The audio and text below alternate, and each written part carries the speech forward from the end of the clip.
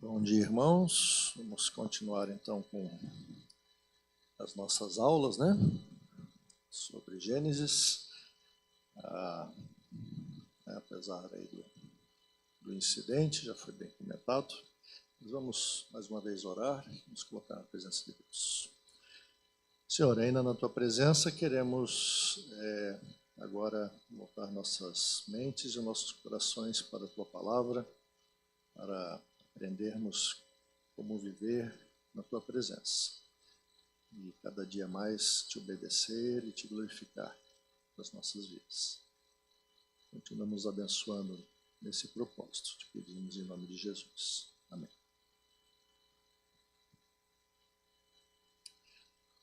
Bom, nós chegamos semana passada até o capítulo 3, incrivelmente, conseguimos terminar o capítulo 3, achei que ia ser possível, mas agora nós temos uma tarefa ainda maior, que seria de ver dos capítulos 4 até o 11. Eu vou dizer que eu estou um pouquinho cético que a gente vai conseguir, mas nós vamos tentar caminhar. É óbvio que dá para passar por cima, né, e não falar muita coisa, mas também tem muita coisa interessante e que a gente pode ir comentando. Lembrando que o nosso objetivo, né, não é examinar tudo que é possível no texto, porque realmente tem muita coisa, e daí a gente teria que fazer uma análise versículo a versículo e caminharíamos de uma maneira muito lenta, né? Tem muita coisa para você aprender nesses textos, e obviamente existem comentários, existem livros que vão detalhar bastante, né? Tantos comentários mais devocionais quanto mais aprofundados, que vão explicar cada pedacinho de cada uma dessas passagens. Nosso objetivo aqui é tentar entender, né, como eu falei lá no começo, quem é Deus no livro de Gênesis. Como que Deus se revela no livro de Gênesis. Esse é o nosso objetivo principal. E como que Deus se relaciona com o ser humano. Ou seja, se ele está se revelando, é porque ele quer que nós aprendamos sobre ele, para que nós possamos nos relacionar bem com ele. Então esse é o nosso foco, né? Esse é o nosso objetivo. Então dúvidas, perguntas têm aparecido, podem fazer as perguntas, nem sempre vai dar para examinar, né, com toda atenção. Se você levantar sua mão antes ou se manifestar, né, tem um microfone ali disponível. Lembrando que, né, nossas aulas estão sendo gravadas, depois você pode reassistir, estão lá no playlist do canal da igreja, do YouTube. E se você não falar no microfone, às vezes a pessoa que está lá atrás já não escuta quem está aqui na frente, né? Então daí não participa do diálogo, né? Vai ficar sem entender a pergunta, fica mais difícil entender a resposta. Por isso que a gente acaba usando o microfone, porque o salão já é um pouco amplo, tá? Então, podem fazer suas perguntas. Se tiver muito fora, né, a gente tenta dar uma curva e fazer aqui voltar para o texto. Mas é assim, a gente vai tentando examinar, né, aquilo que a Bíblia nos ensina e tirando também as nossas dúvidas. O que eu não fiz, acho que como pergunta na aula passada, mas eu só queria recapitular assim brevemente, é exatamente isso, né? Nós examinamos o capítulo 1 e o 2, e nós vimos algumas questões importantes de quem Deus é nesses capítulos. E o que mais nós aprendemos ali no capítulo 3? Como é que Deus se manifestou, como é que Ele se revelou, apareceram outras facetas de Deus. Alguma coisa nova nós aprendemos no capítulo 3? O que vocês acham?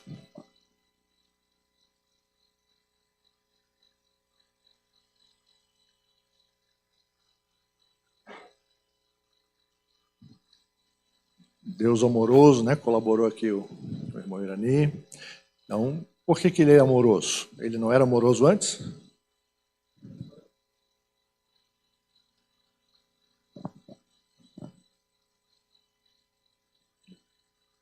É, 3:15.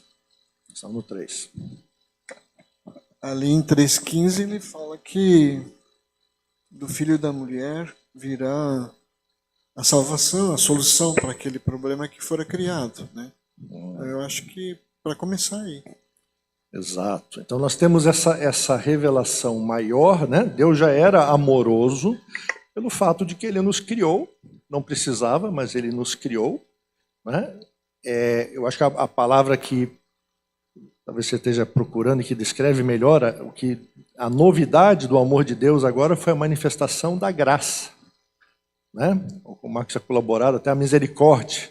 O fato de que agora existe o pecado. Antes não tinha pecado. Então Deus é amoroso, Ele continua amoroso, mas antes estava tudo bem. E agora o ser humano fez caca, né? Estragou tudo. Tinha tudo para dar certo, mas não deu. Fez a única coisa que não podia fazer. E estragou o relacionamento com Deus, estragou o relacionamento entre o casal, estragou o relacionamento com a criação. Tudo deu errado. E Deus continuou sendo amoroso. E passou a nos ensinar sobre a sua graça. A graça é essa manifestação de amor de Deus que continua mesmo nós não merecendo. Essa é a definição clássica de graça, né? É o favor, a bênção de Deus imerecida, que nós não temos direito, nós não fizemos nada para merecer isso, mas Deus manifesta essa graça. E Ele faz isso especificamente, né, em vários momentos ali, mas especificamente ali no 3,15, quando Ele promete a salvação, Ele dá aquela dica, o proto-evangelho, Ele diz, vai vir um filho da mulher que vai resolver essa situação, né? Mas nós vemos um outro lado de Deus também, não apenas o lado amoroso, né? Qual é o outro lado que a gente viu ali? Um Deus disciplinador, um Deus que também é um Deus de santidade, de juízo. E diante do pecado, da desobediência, Ele trouxe juízo. Então nós temos essas duas facetas de Deus que se revelam diante da circunstância que apareceu, que é o pecado humano. Então Deus trouxe juízo. E Deus trouxe graça. Mesmo no meio da disciplina e do juízo, Deus manifesta a graça. Porque esse é o nosso Deus, né? Ele é santo, Ele é justo, mas principalmente Ele é amoroso e misericordioso. E nós vamos continuar a ver essas características exatamente agora no capítulo 4. Porque, de novo, nós vamos ter do 4 até o 11 uma sequência de eventos cada vez piores, cada vez mais cabeludos. O pecado, em vez de ser resolvido, ele vai contaminando, ele vai se espalhando, né? Então é isso que a gente já começa a ver aqui no capítulo 4. Não dá nem muito tempo de você assistir a novela aqui, passar uns capítulos felizes. Já vem um capítulo aqui que, pá, né? Acontece um tremendo problema aqui. Então, o que nós temos lá no começo do capítulo 4? Né? A história famosíssima, conhecida de Caim e Abel. Então, a bênção divina se manifesta, né, na reprodução aqui dos filhos. Adão, né, diz a nossa versão, que teve relações com Eva. Antigamente, né, a Almeida, as versões mais antigas falavam só conheceu, né, que é a tradução do verbo que está lá. Então, Adão conheceu Eva, mas ele não conhecia antes, foi apresentado só agora no capítulo 4, né? Mas esse conhecer, esse verbo, é o verbo da intimidade física, né? Num pensamento hebraico, conhecimento é sempre relacional, é sempre de intimidade. São os gregos, principalmente, que nós herdamos muito no pensamento ocidental, que falam num conhecimento intelectual. Então, nós temos que lembrar que, biblicamente, conhecer envolve relacionamento, envolve intimidade. Quando a gente conhece as pessoas, nós temos que conhecê-las assim também. Quando a gente conhece a Deus, tem que ter esse conhecimento pessoal. Você não deve conhecer sobre Deus. Você tem que conhecer Deus no relacionamento, na intimidade. E esse verbo também é usado para o conhecimento físico, né? No caso especificamente aqui do relacionamento sexual. E então a Eva engravidou, deu à luz a Caim. E aqui já tem uma questãozinha interessante, que eu vou voltar depois lá quando aparecer, né, o outro filho, Sete, mas ela fala adquirir um varão, né?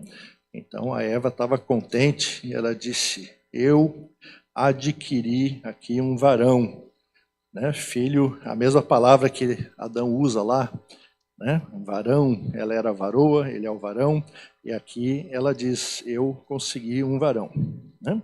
E depois apareceu o Abel, irmão de Caim, e ela nem falou nada, acho que não ficou muito contente com o segundo filho, né? Mas apareceu aí o Abel, né? E aqui também outra curiosidadezinha, mas que tem um pouco a ver com a própria existência do Abel.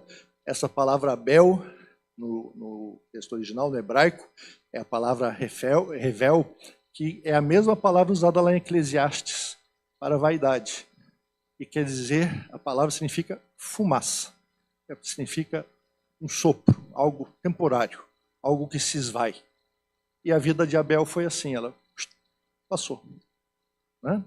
Então, profeticamente, né, nós já vemos aqui que eles deram esse nome para o Abel, e o Abel realmente teve uma vida bem curta, né? E ele, versículo 2 ali, foi pastor de ovelhas e Caim foi agricultor. E o que aconteceu na história? Você já conhece, né? Os dois chegaram, em algum momento, a gente não sabe, aquelas lacunas que a gente já conversou, que tem no texto bíblico, né, na narrativa, a gente não sabe como, onde é que eles leram o manual, não tinha a Bíblia ainda escrita, mas eles sabiam que eles tinham que trazer sacrifício. Alguém falou isso para eles. Quem pode ter sido? Só tinha Adão, Eva, os dois e Deus. Eu acho que foi Deus. O que vocês acham? Né? Porque alguém explicou para eles que esse era o modo de se relacionar com Deus, de vir se apresentar diante de Deus, né? E Abel veio e trouxe, né, do rebanho, e Caim trouxe das frutas, do fruto da terra, né? Não eram frutas, fruto da terra. Trouxe algo da sua agricultura. O Senhor gostou da oferta de Abel, mas de Caim e da sua oferta não se agradou, diz o texto. E Caim ficou muito irritado e fechou a cara. Já viu alguém fechar a cara? A gente vive muito isso às vezes no relacionamento conjugal, né? E o outro fechou a cara. Você fez alguma burrada. E o Caim ficou muito irritado. Mas, pô, eu segui as instruções. Por que Deus aceitou a oferta de Abel e não aceitou a de Caim? Essa é uma grande pergunta, né, que muito já se escreveu para tentar responder e tentar dar uma satisfação aqui para o Caim. O que aconteceu? Onde que o Caim errou? Capítulo 4, o microfone aqui.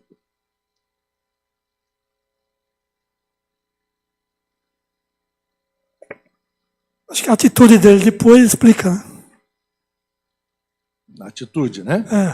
Ele não estava com o coração naquilo. E só para um detalhe, né?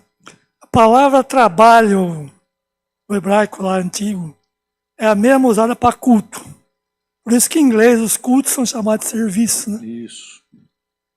Você fala trabalho é cultuar a Deus. Essa é a origem, é o sentido original da palavra. Então, cultivar a terra, está cultuando a Deus, tem que levar alguma coisa para Deus, isso eu acho que é uma consequência. Isso. Então, todo o trabalho, né, glorifica a Deus, é cultuar, e é culto a Deus. Você... Lá quando chamou o povo para ir para o deserto, deixa eles saírem para trabalharem para mim. Quando falou com o faraó. Então, e esse sentido foi recuperado depois da reforma, né? Quando Lutero começou a falar da vocação como que Deus dá para cada um, né? Que com todas as vocações nós podemos glorificar a Deus, né? Combatendo exatamente aquela ideia de que só se você fosse padre ou pastor ou missionário é que você glorifica a Deus, né? E aí, aproveitando que eu peguei o microfone, isso que você falou no começo sobre a questão do pensamento grego e do pensamento hebraico, né? Sobre conhecer, é um dos segredos para entender a Bíblia, né? Entender que a Bíblia é uma cabeça judaica hebraica, não é grega. Mesmo o Novo Testamento escrito em grego, é um grego com pensamento judaico. Exatamente. A gente tem que entender essa cultura, né? A cultura hebraica, a cultura oriental, que é bastante diferente em vários aspectos da cultura ocidental. Né? Nós vivemos num mundo aqui no nosso país que faz parte do Ocidente e é dominado pela cultura europeia e norte-americana, e nós vivemos disso. Né? Nós estamos tendo algum conhecimento agora maior, com séries, com filmes, com livros, né? Drama coreano parece que faz muito sucesso, né? Não vou nem falar desse assunto aí, mas parece que tem muita gente aí que ficou viciada. Então agora está começando. É dorama, tá certo? Ó, tá vendo aí um viciado? Né? E com isso você vai conhecendo um pouco mais da cultura oriental e percebendo como tem coisas diferentes, né? Se você assistir filmes chineses, japoneses, coreanos, você começa a perceber como o mundo lá é diferente. Filmes indianos, né? Mas obviamente nós estamos falando isso do Oriente de hoje. O Oriente daquela época ainda tem toda a diferença dos milênios aí, né? E a Bíblia, então, ela pertence a esse mundo oriental. A gente às vezes esquece disso, né? A gente acha que porque a Bíblia fundamentou o cristianismo e o cristianismo se tornou muito ocidental, nós acabamos achando que a Bíblia ela tem esse mesmo pensamento que nós temos na nossa sociedade, né? Então, é importante a gente ir percebendo essas diferenças. E, como você falou, a questão estava na atitude, né? No Caim. Qual é o problema? Ele fala logo depois ali no versículo, né? O Caim ficou irritado, como eu falei, e Deus vai perguntar para ele, de novo. Observe ali no versículo 6. Caim ficou irritado, fechou a cara, ele não foi procurar Deus para resolver o problema. Deus o procurou. De novo, Deus demonstra sua iniciativa, ele vai buscar o homem, o ser humano que está em pecado. E faz uma pergunta, como se Deus não soubesse. Por que você anda irritado? Não é? Ele está fazendo o quê? Ele está dando oportunidade para que Caim se expresse e confesse seu problema. E talvez até para examinar o seu próprio coração e perceber que ele estava com a atitude errada. Né? Porque o problema dele era de atitude, tanto que ele ficou irritado com a rejeição de Deus. Né? E Deus disse, se você fizer o que é certo, não é verdade que você será aceito? Então o que Deus está querendo dizer? Ele não fez o que é certo. Né? Será que o problema era que ele ofereceu frutos da terra, da agricultura? Deus não gosta de agricultor, só gosta de ovelhinha?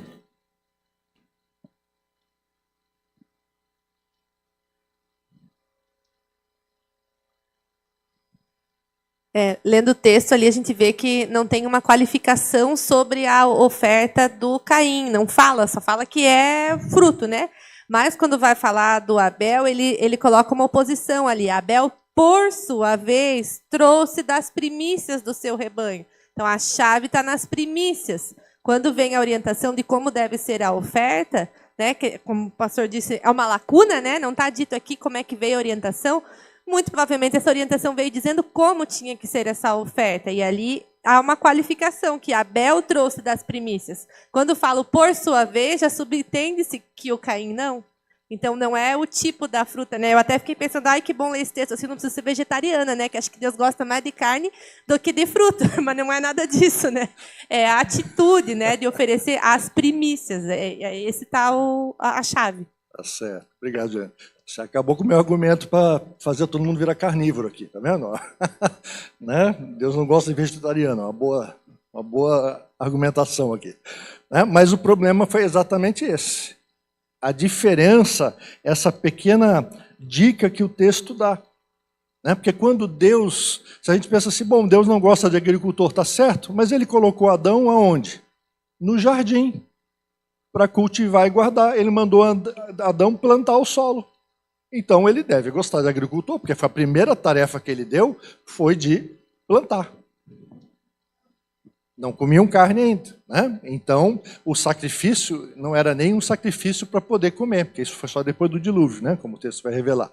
Mas era um sacrifício para trazer as primícias. E o segredo todo está nisso. Porque quando Deus vai estipular, através de Moisés, os sacrifícios lá em Levítico, ele também fala de oferta de cereais, ofertas do fruto da terra, oferta da sua colheita.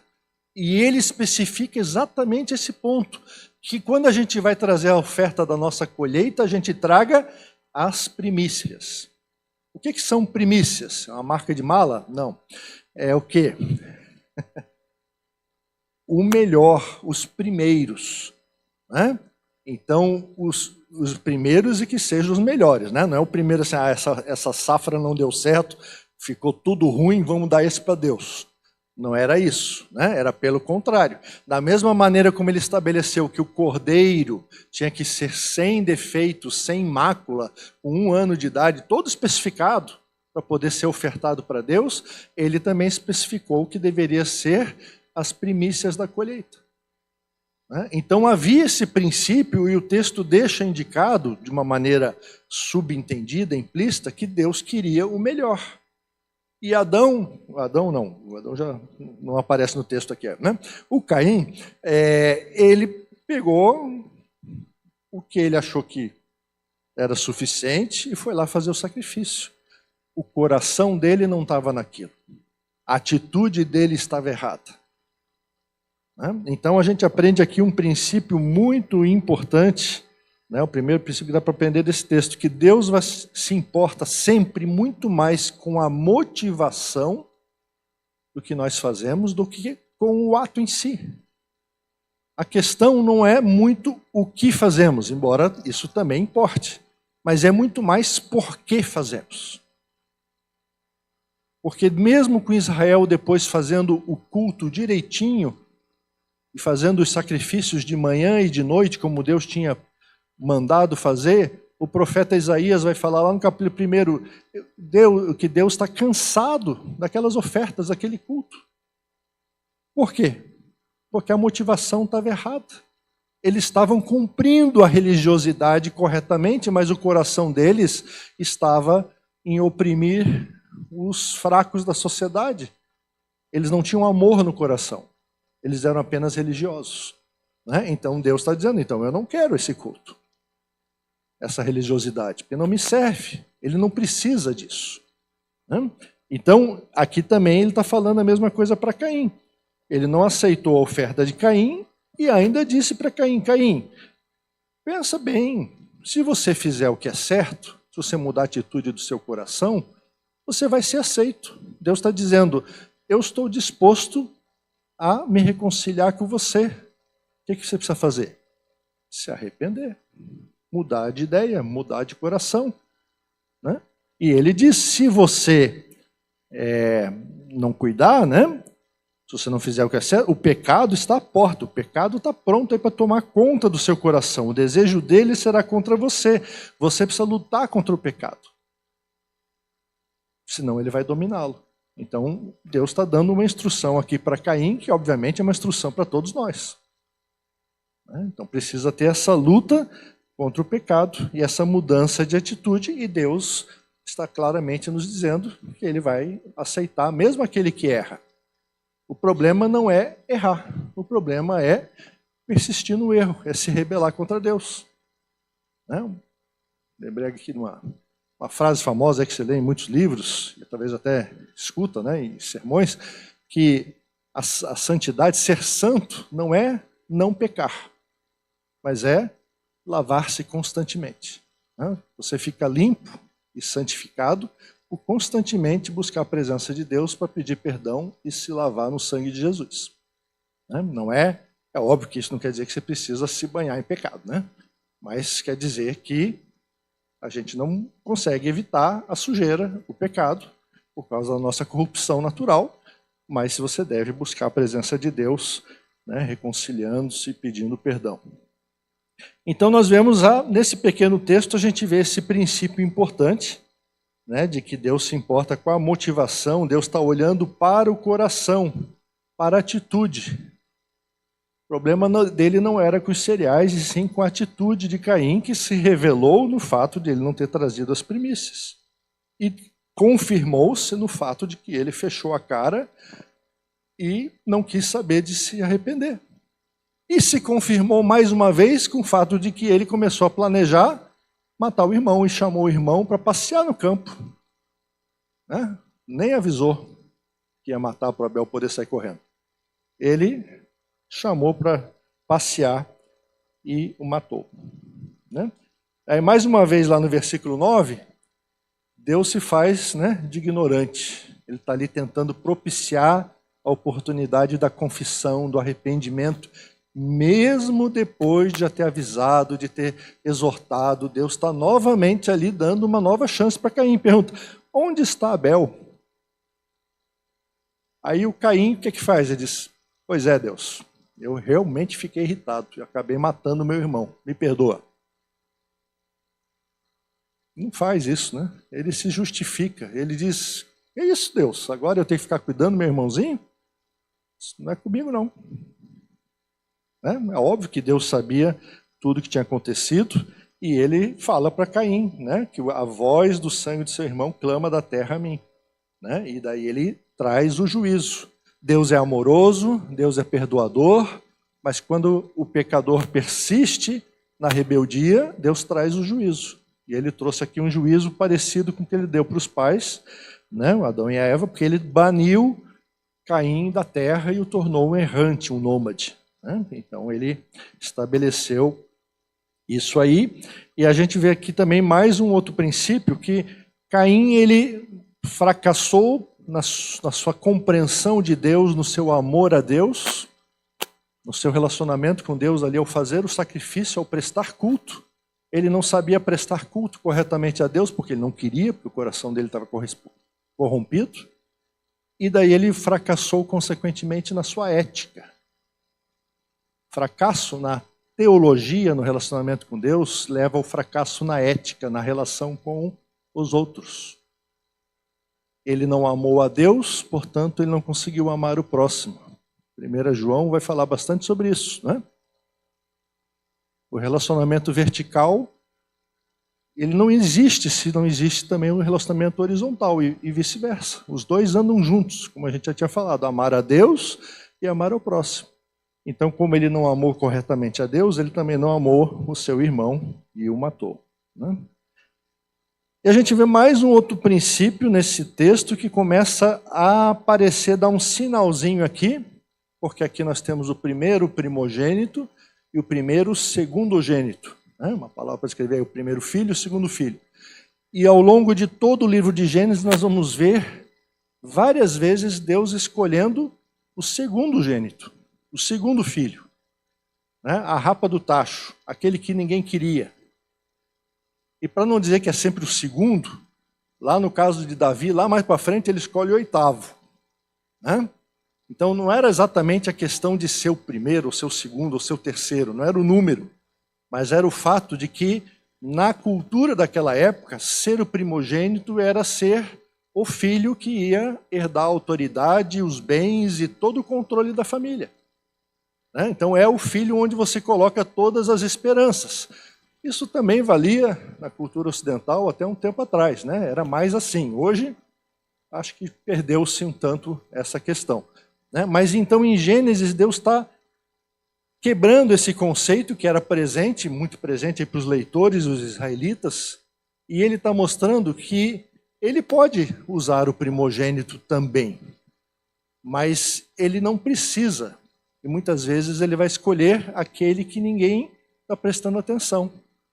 Né? Como ele vai escolher depois o José, né? Que não era o primogênito da família, mas era, de uma certa maneira, o primogênito da Raquel. Né? Mas ele vai escolher a pessoas que são desprezadas. Esse é um princípio que a gente vai entender mais claramente quando Paulo explica isso, lá em 1 Coríntios 1, 26 a 29.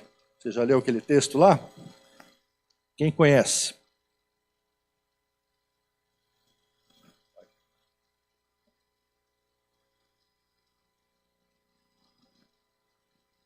Alguém conhece o texto? Pode ler rapidamente ou só mencionar qual é o princípio lá. Deus, Paulo fala para os Coríntios, Deus escolheu entre vocês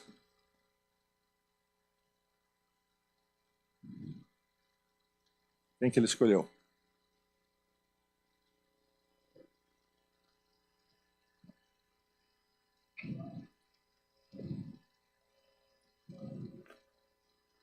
Isso, então Deus escolheu os loucos, os fracos, né, os desprezados.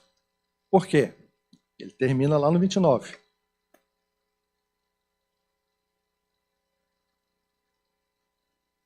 E as humildes. Deus escolheu as coisas humildes do mundo e as desprezadas e aquelas que não são para reduzir a nada as que são, a fim de que ninguém se vanglorie na presença de Deus. Isso, esse finalzinho que é o princípio, né, que está presente aqui já em Gênesis, a fim de que ninguém se vanglorie na presença de Deus. Deuteronômio depois vai falar sobre isso também. Vai dizer que quando você conseguir alcançar coisas na sua vida, quando você tiver aquele sucesso profissional, aquele sucesso de vida, você construir uma boa família, você é bem-sucedido, não diga, bata no peito e diga, eu consegui todas essas coisas. Não faça como a Eva, eu adquiri um varão, né? Mas pelo contrário, já vou até adiantar, né? Faça como a Eva um pouco depois, um pouco mais amadurecida e humilhada, quando ela diz lá no versículo 25, ela diz agora quando ela gerou Sete, Deus me concedeu outro descendente. Ela já não adquiriu mais coisa nenhuma, agora ela está dizendo, Deus me concedeu. Né? Ela baixou um pouquinho essa vanglória, esse orgulho, porque a gente tem essa tendência de a gente pensa que quando a gente alcança certas coisas, foi eu que fiz. Quando acontece alguma coisa ruim, foi Deus que fez. Não é isso? A gente está passando por um momento, né, de tristeza, a gente pensa, então agora foi Deus que fez. Mas se dá certo, fui eu. Né? E a Bíblia nos ensina, então, que tudo vem da mão de Deus, Ele está operando todas as coisas para o nosso bem, mas tem esse princípio também de que Deus gosta de usar as coisas loucas, humildes, desprezadas, para glorificar o seu nome. É o padrão, e se você vê esse padrão em filmes, em livros ou na vida real, você vai perceber que esse é um princípio do reino de Deus. O diabo não gosta de usar coisas humildes, ele gosta de vanglória. Esse foi o princípio da queda dele. Ele gosta que as pessoas se exaltem. Né? Nenhum vilão... Bom, não sei, né? Os filmes estão mudando, mas nenhum vilão, ou uma viloa, sei lá, uma vilã, né? Não dá a vida pelos outros. Não se mata. Né? Por quê? Porque isso é um sinal do reino de Deus. Isso é um sinal da transformação. Né? Eu lembrei um exemplo aqui, para você achar que eu não penso em exemplos concretos, mas lá no filme de Guerra nas Estrelas, quem viu a primeira trilogia, o famoso Darth Vader se sacrifica pelo filho. Ele é o vilão terrível. Mas quando ele se sacrifica, o que acontece? A redenção dele. Né? Ele vem para o lado bom de novo. É um filme com filosofia budista, mas esse ponto é um ponto da cosmovisão cristã. Né? Porque não tem essas questões lá nas outras religiões. Mas ele se redimiu por quê? Porque ele deu a sua vida pelo Filho. E a Bíblia vai dizer, não existe maior amor do que você dar a sua vida pelo irmão, por outra pessoa. Esse é um princípio de Deus. Deus quer essas pessoas humildes, essas pessoas que se entregam pelos outros, que servem os outros, que não se consideram nada, mas fazem grandes coisas porque Deus as capacita. Esse é o princípio. Né? E a gente vai, obviamente, né, eu estou extrapolando e unificando toda a história bíblica, mas aqui aparece essa sugestão e nós vamos voltar a essa questão do primogênito, do segundogênito, várias vezes aqui no texto bíblico. Né? Então, vemos toda essa iniciativa, tudo isso que acontece, o Caim se oculta, Deus reage com misericórdia, mas estabelece um juízo. E daí, a partir do versículo 17, nós vemos que o texto vai descrevendo o que aconteceu com Caim. Ele vai ter um casamento, vai gerar filhos, e ele começa a crescer, a se desenvolver, desenvolve aí uma cidade, desenvolve tecnologia, né? E começam a aparecer, então, aí os grandes criadores de conhecimento, de arte, né? A música, a metalurgia, a pecuária, né? Já tinha agricultura, e tudo isso está sendo criado aí pelo ser humano. Então, Caim está cumprindo o mandato cultural, Deus mandou que fizesse tudo isso. Aqui nós já temos uma poleminização, porque os mitos antigos diziam que essas coisas tinham sido criadas pelos deuses e dado para o ser humano. E o texto bíblico aqui está dizendo, não, foi o próprio ser humano que criou essas coisas todas. Foi o ser humano que inventou a música, foi o ser humano que inventou a metalurgia e foi desenvolvendo essas coisas. Certamente com uma ênfase também corrompida, porque nós estamos falando aqui da geração de Caim, daqueles que se rebelaram contra Deus. Mas isso não quer dizer que essas coisas não sejam passíveis de redenção. Porque a Bíblia toda nos fala que a música, por exemplo, ela é usada para o louvor de Deus, e Deus se agrada disso. E nós fazemos isso constantemente no culto. Então, o fato de que os primeiros músicos tenham sido os descendentes de Caim, não quer dizer que nós não possamos usar a música, porque tudo pertence a Deus. Voltando àquele princípio do primeiro capítulo, que tudo na criação foi criado bom e foi criado para a glória de Deus. Então, daí aparece o Lameque, e começamos a ver aqui, né, que esse pecado vai se multiplicando de tal maneira que o Lameque já se torna muito mais violento do que Caim. E ele se gaba disso, que é pior, né?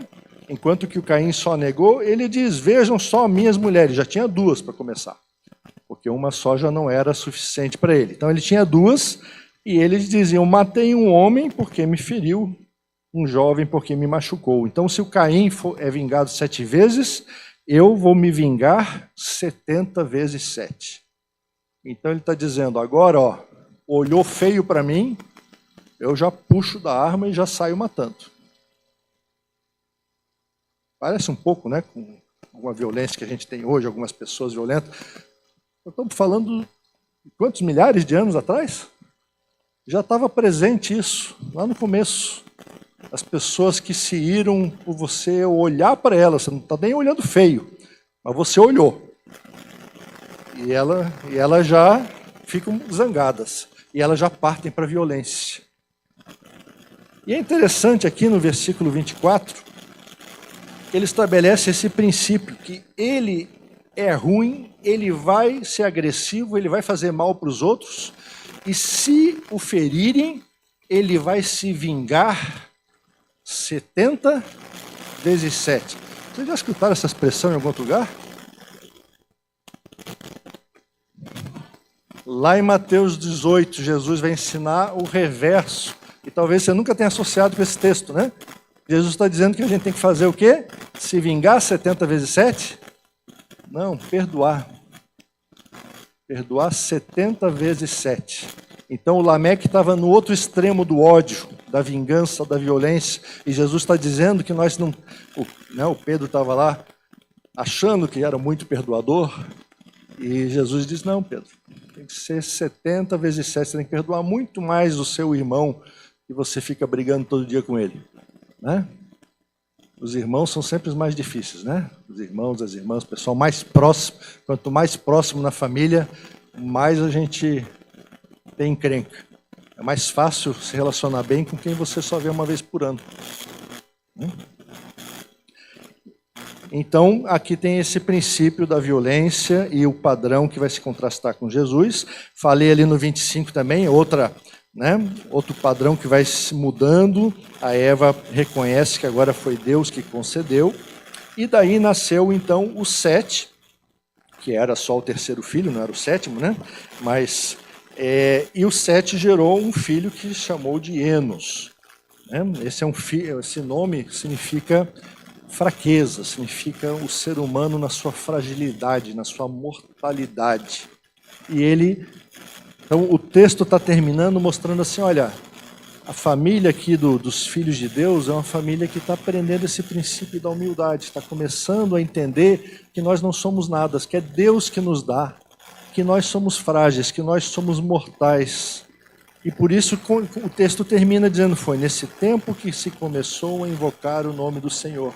O Deus da aliança já estava sendo invocado, mas de uma maneira mais organizada eles começaram a prestar culto, a estabelecer uma liturgia, porque eles estavam aprendendo que eles, sendo humildes, eles podiam viver na presença de Deus, aceitando a graça de Deus, recebendo o amor de Deus e reconhecendo isso.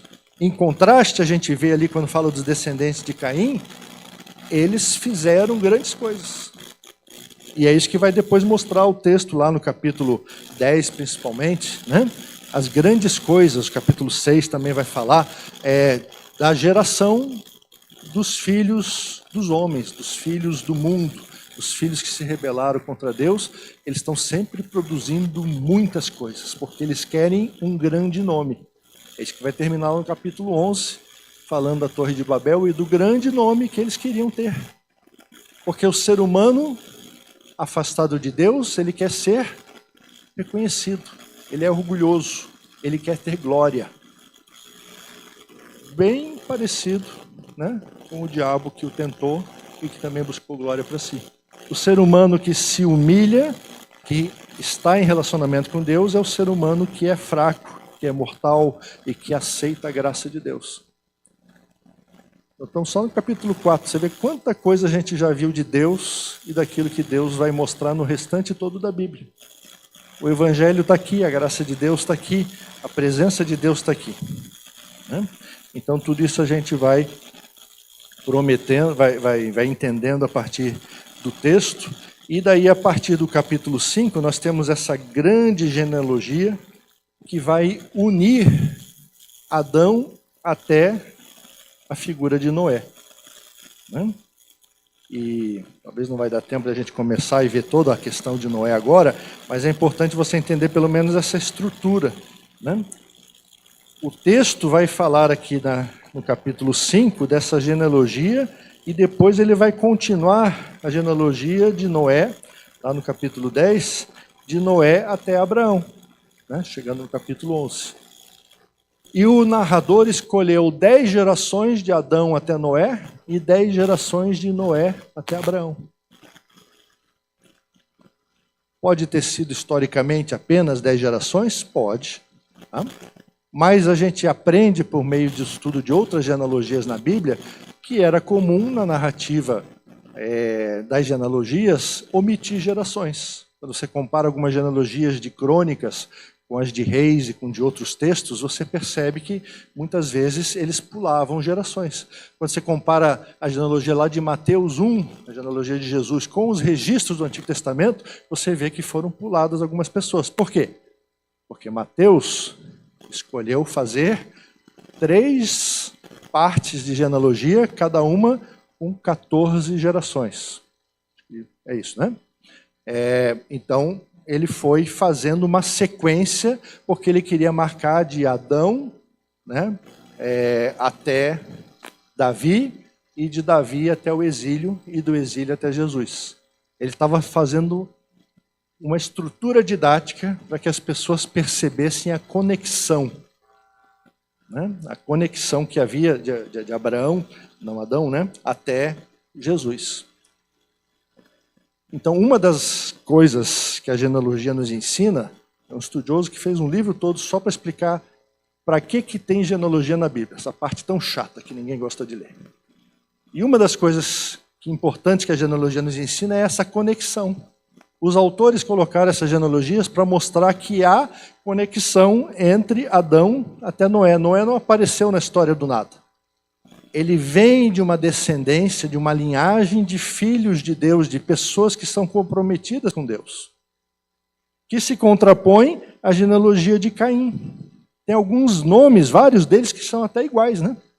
Mas os que estão na linhagem de Caim só fizeram coisa errada. E vão chegando até o Lameque, que é um vingador, uma pessoa agressiva, violenta.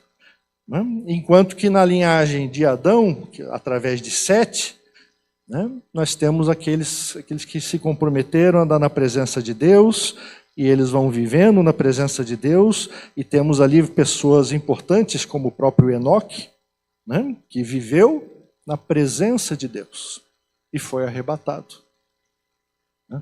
Tanto era a vida dele na presença de Deus que nem morreu. Deus já levou direto. Algo que a gente não entende até hoje, como é que foi isso, né? Mas a Bíblia diz assim, então a gente entende.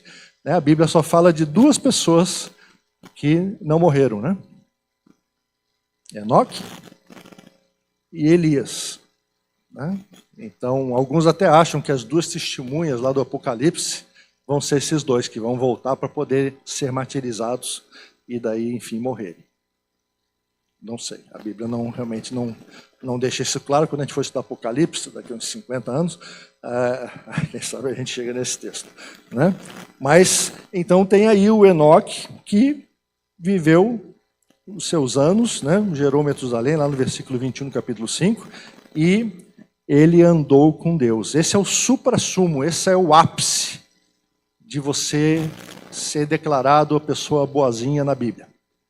Andar com Deus, andar na presença de Deus. Sabe quem mais andou com Deus? Depois vai falar lá? O Noé. Ele andava com Deus. Poucas pessoas, muito poucas, se descrevem na Bíblia que andaram com Deus. Então a pessoa pode ser justa, ela pode ser íntegra, mas o importante mesmo é que ela ande com Deus. Porque ao andar com Deus, essas coisas que acontecem na vida delas são fruto de andar com Deus, fruto da graça de Deus na vida delas. E não porque elas são boas em si mesmas. Então o Enoque, ele andou com Deus em humildade, e ele gerou Matusalém, Matusalém gerou o Lameque, e o Lameque aqui desse lado, do lado bom, né, é o Lameque que é o pai de Noé, ou o antecessor de Noé. E ele gerou um filho, lá no versículo 28, dizendo: o Noé vai nos consolar dos nossos trabalhos e das nossas fatigas nessa terra que o Senhor amaldiçoou.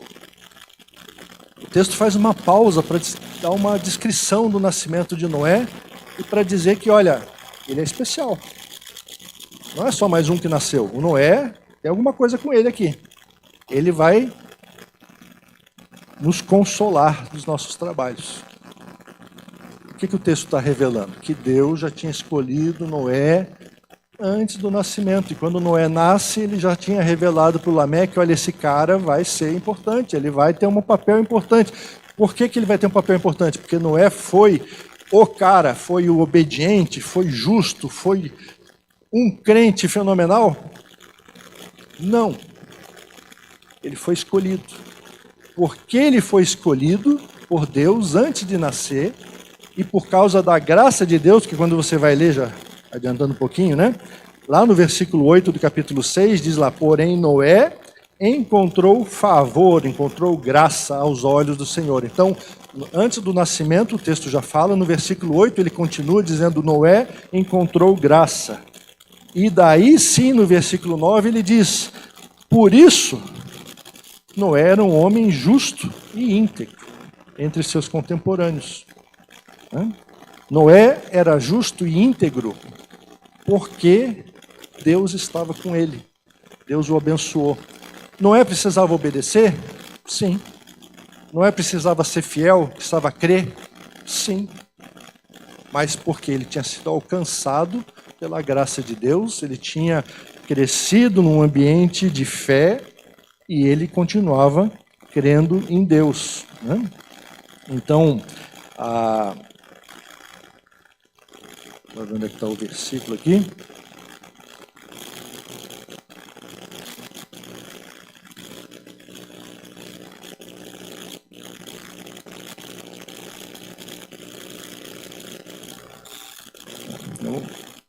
Não achei aqui, mas depois...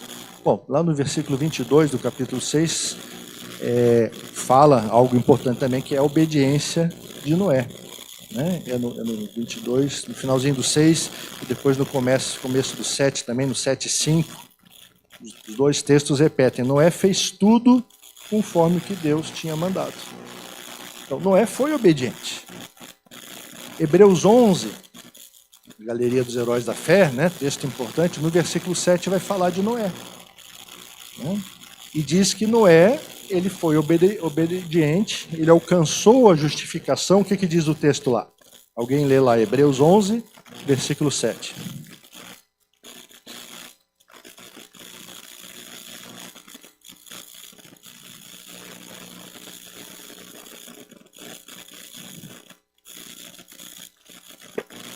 Pela fé, Noé, divinamente avisado das coisas que ainda não se viam, temeu, e para a salvação da sua família preparou a arca pela qual condenou o mundo, e foi feito herdeiro da justiça, que é segundo a fé. Então ele recebeu essa justiça pela fé. Né? Ele temeu a Deus. Ele obedeceu, ele escutou a voz de Deus que disse, olha, daqui a 120 anos vai ter um dilúvio e toda a civilização vai morrer. Como é que ele escutou Deus? Não sei se foi de forma audível, ou se foi com WhatsApp, né? Ou se apareceu um anjo, ou se foi um sonho, a Bíblia não revela. Ele escutou a Deus, ele entendeu essa mensagem, uma mensagem louca, porque não tinha nem chuva ainda. Subia a névoa da terra. Eles não sabiam direito o que era ainda uma chuva, e Deus estava dizendo que ia destruir o mundo. E ele foi lá começar a construir uma arca. E ele pregou, como vocês bem conhecem a história, para sua geração, e ninguém acreditou nele. E todo mundo achava que Noé era um velhinho louco. Mas ele creu. Ele persistiu em crer. Ele obedeceu como fruto da graça de Deus na vida dele. Ele foi perseverante, mas ele fez a sua parte. Então a Bíblia vai apresentar também, ao longo de todo o Antigo Testamento e também no Novo, essas duas verdades. Nós somos salvos e justificados e chamados pela graça de Deus, como Paulo vai falar lá em Efésios, para boas obras, para obediência. E Tiago fica enfesado com os crentes que dizem que têm fé e não tem obras, né? Ele diz, a fé sem obras é morta. Esse monte de crente espiritual que diz que crê em Deus e passa o dia lendo a Bíblia e fazendo oração, e estão lá no avivamento, ou estão lá em algumas igrejas, não vou nem falar muito, né? Mas só louvando e passam 2, 3 horas orando, louvando a Deus, mas sai dali e não tem amor para com seu irmão. Não tem vida espiritual, não tem prática, não tem obras. Aí Tiago diz, tem alguma coisa errada com esses crentes. Como que eles dizem tanto que amam a Deus, são tão espirituais, mas não têm vida, não têm conexão, não têm amor, não amam suas famílias, não amam seus colegas, não amam os irmãos da igreja? Então não funciona. Aí está a questão para nós nos perguntarmos o que acontece aqui na IPT, né? Que lado nós estamos nessa análise? Acolhemos ou não acolhemos? Conforme o nosso lema. Né? Então, daí nós temos que ter prática também. Então, fica aqui algumas dicas, né? Algumas pinceladas sobre Noé, que na verdade não vai dar para a gente ver tudo, tem bastante coisa aqui no dilúvio, e depois o Fred vai continuar depois da Páscoa falando dessa parte. Eu pulei ali umas partes talvez importantes, interessantes, que gerem dúvidas para vocês. Nós temos uns minutinhos, então vou só comentar já trazendo a resposta. No capítulo 6, Deus fala dessa corrupção geral do ser humano, né? Acontece algumas coisas ali nos primeiros versículos que geralmente causam dúvida.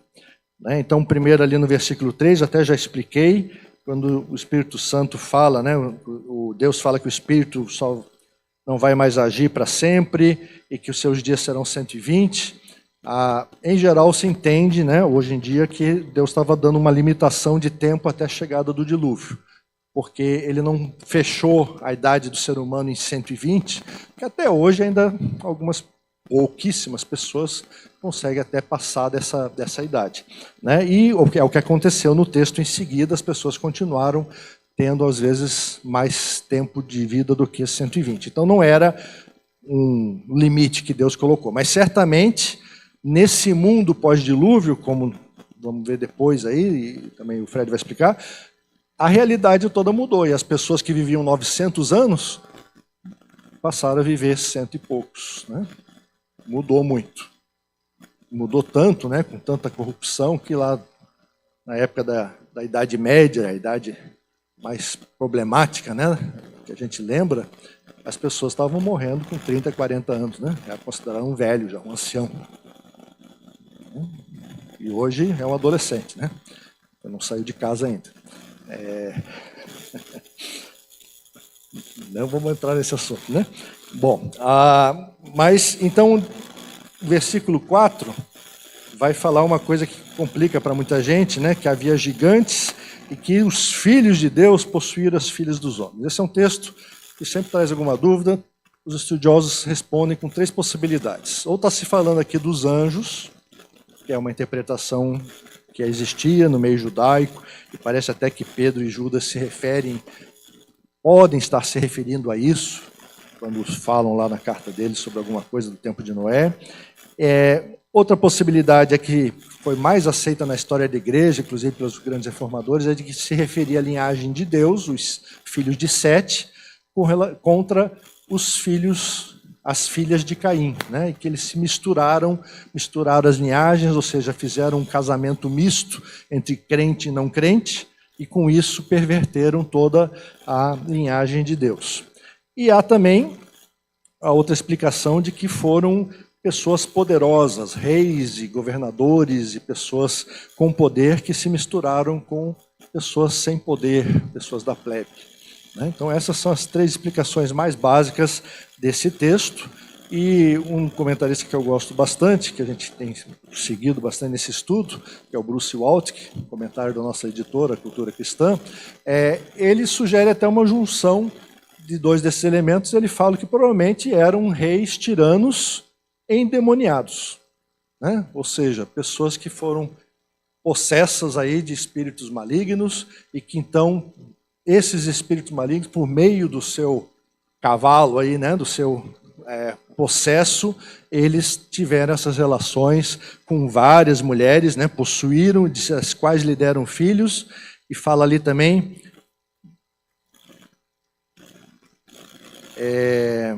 onde que fala um pouco mais? Está lá no versículo 2. Eu tinha virado a página. Lá no versículo 2 fala que elas eram bonitas e tomaram para si mulheres aquelas que entre todas mais lhe agradaram. Ou seja, eles estavam formando o harém.